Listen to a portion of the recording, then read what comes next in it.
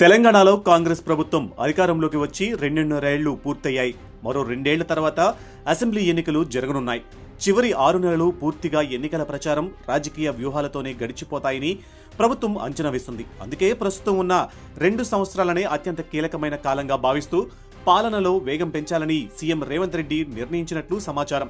ఈ లక్ష్యంతోనే ప్రభుత్వం ఇటీవల భారీ స్థాయిలో ఐఏఎస్ అధికారుల బదిలీలు చేపట్టింది. సమర్థులైన అధికారులను కీలక స్థానాల్లో నియమిస్తూ పాలనా వ్యవస్థను మరింత ఫలితాల దిశగా నడిపించే ప్రయత్నం చేస్తుంది. కేంద్ర సర్వీసుల్లో పనిచేసిన సంజయ్ జార్జ్ను కొత్త ప్రధాన కార్యదర్శిగా తీసుకురావడం కూడా అదే వ్యూహంలో భాగమని చెబుతున్నారు. సీఎంఓలో కూడా కీలక బాధ్యతలను పునర్వ్యవస్థీకరించింది. జూలైలో మరిన్ని పరిపాలనా మార్పులు ఉండే అవకాశం ఉందని తెలుస్తుంది.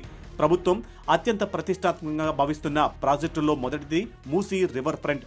రక్షణ శాఖ భూములకు సంబంధించిన అనుమతులు రావడంతో ప్రాజెక్టు అమలుకు ప్రభుత్వం వేగంగా కసరత్తు చేస్తుంది. కేంద్ర నిధులు ఆశించకుండా అవసరమైతే రుణాలు తీసుకుని అయినా ఈ ప్రాజెక్టును పూర్తి చేయాలనే ఆలోచనలో ఉంది. హైదరాబాద్ నగర రూపురేఖలు మార్చే ప్రాజెక్టుగా దీన్ని ప్రభుత్వం ప్రచారం చేయాలని భావిస్తుంది. అలాగే young India residential schools project కూడా ప్రభుత్వ డ్రీమ్ ప్రాజెక్టుల్లో ఒకటి.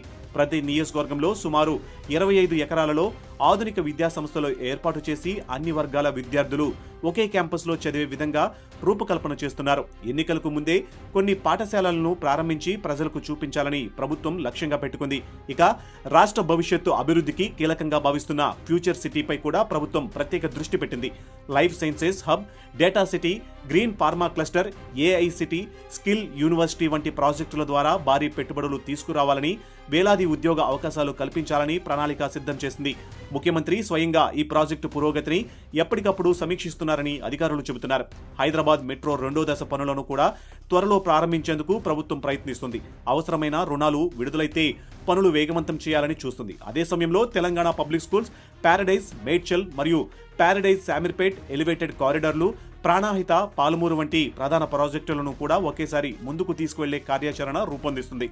పరిపాలనలో వేగం పెంచడమే కాకుండా పెట్టుబడులను ఆకర్షించడం, పరిశ్రమలకు అనుకూల వాతావరణం కల్పించడం, ఉద్యోగ అవకాశాలు పెంచడం, ప్రజలకు కనిపించే అభివృద్ధి పనులు పూర్తి చేయడం ద్వారా వచ్చే ఎన్నికలకు ముందు ప్రభుత్వ పనితీరుపై సానుకూల అభిప్రాయం తీసుకురావడమే రేవంత్ సర్కార్ ప్రధాన వ్యూహంగా కనిపిస్తుంది. ఇందుకోసమే పరిపాలనలో సమర్థ అధికారులకు కీలక బాధ్యతలు అప్పగిస్తున్నట్లు రాజకీయ విశ్లేషకులు అభిప్రాయపడుతున్నారు.